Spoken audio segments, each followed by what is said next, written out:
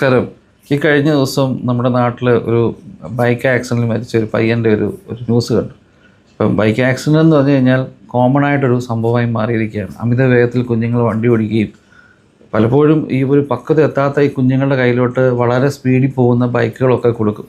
നമ്മളുടെ ഈ ബൈക്കുകളുടെ സ്പീഡ് എന്നൊക്കെ പറഞ്ഞു കഴിഞ്ഞാൽ ശരിക്കും പറഞ്ഞാൽ ഇന്ത്യൻ റോഡിന് ചേർന്ന ബൈക്കുകളൊന്നും അല്ല പലപ്പോഴും. അതൊക്കെ ഓടിക്കാൻ പറ്റുന്ന നല്ല വിദേശ റോഡുകളും അല്ല വലിയ വളവ് തിരിവില്ലാത്ത സ്ഥലത്തൊക്കെ ഓടിക്കേണ്ട ബൈക്കുകളൊക്കെ നമ്മുടെ നാട്ടിലൊക്കെ ഓടിക്കുമ്പോൾ ചിലപ്പോൾ ഉദ്ദേശിക്കുന്ന പോലെ സ്പീഡോ മറ്റു കാര്യങ്ങളോ കിട്ടണമെന്നില്ല. അതുമല്ല കൃത്യമായിട്ട് ട്രാഫിക് റൂൾസ് ഫോളോ ചെയ്തായിരിക്കത്തില്ലായിരിക്കും ചിലപ്പോൾ എതിരെ വരുന്ന വണ്ടികളും വരുന്നത്. ഞാൻ പറഞ്ഞേ ഓരോ പ്രായത്തിൻ്റെ കുഴപ്പമാണ്, നഷ്ടപ്പെട്ടു പോകുന്നത് ഒരു ജീവനായിരിക്കും. ഞാൻ പൂനെ പഠിച്ചുകൊണ്ടിരുന്ന സമയത്ത് എനിക്കൊരു ഹോണ്ട ആക്റ്റീവ ഉണ്ടായിരുന്നു. നമ്മുടെ ആക്റ്റീവ് വണ്ടി ഹോണ്ട ആക്റ്റീവ അല്ലേ.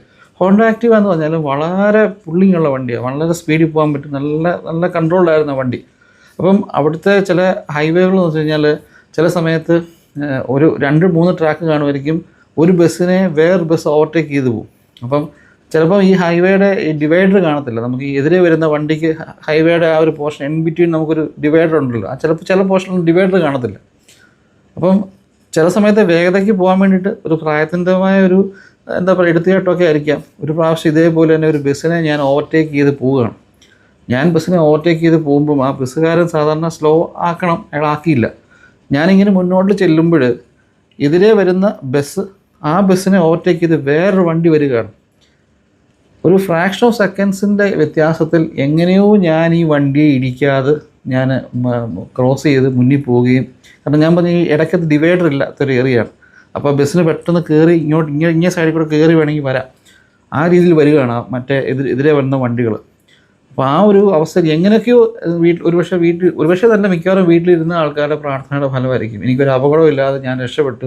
ഞാൻ റോഡിൻ്റെ സൈഡിൽ കൊണ്ടുവന്ന് വണ്ടി നിർത്തി 2 സെക്കൻഡ് ഞാൻ പ്രാർത്ഥിച്ചു. സത്യം പറഞ്ഞാൽ നമ്മളൊക്കെ ഒരു സിനിമാറ്റിക് മൂടി പറഞ്ഞു കഴിഞ്ഞാൽ ഒരു ഫ്രാക്ഷൻ ഓഫ് സെക്കൻഡിൽ മുന്നിൽ കാലൻ നമ്മുടെ ഇതിൻ്റെ പോത്തിൻ്റെ മുകളിലിരിക്കുന്നത് ഞാൻ കണ്ടെന്ന് വേണമെങ്കിൽ പറയാം.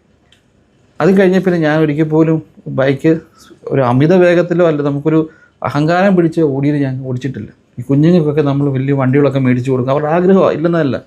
പക്ഷേങ്കിൽ ഈ കുഞ്ഞുങ്ങളൊക്കെ അത്രയും ഒരു മാനസികമായ ഒരു പക്വതയുണ്ടോ, അല്ലെ ഈ പറഞ്ഞ നമ്മുടെ റോഡിലൊക്കെ ഈ പല റീൽസൊക്കെ കാണുമ്പോൾ ഇവർ റീൽസൊക്കെ പോസ്റ്റ് ചെയ്യുമ്പോൾ നല്ല ഭയങ്കര റീച്ച് കിട്ടും. പക്ഷേ മരിച്ചു എന്ന് കണ്ടു കഴിഞ്ഞാൽ ഇത് പോസ്റ്റ് ചെയ്യാൻ ഒരു ഒറ്റ മനുഷ്യൻ പോലും കാണത്തില്ല. ഒരു മരണത്തിലേക്ക് പോയി കഴിഞ്ഞ് കഴിഞ്ഞാൽ വീട്ടുകാർക്ക് പോയി. നമ്മൾ ആലോചിക്കുക, കുഞ്ഞുങ്ങളെയൊക്കെ പറഞ്ഞ് മനസ്സിലാക്കുക. കാരണം ഇത്രയും ഞാൻ കാണുമ്പോൾ ഈ അടുത്തിടയ്ക്ക് എല്ലാം ഇങ്ങനെ ആക്സിഡൻറ്റ് കാണുന്നതെല്ലാം കൊച്ചു പിള്ളേരാണ് മരിക്കുന്നത്. അവർക്കെല്ലാം വലിയ വണ്ടികളൊക്കെ കൊടുത്തേക്കും. ചിന്തിക്കുക. Thank you.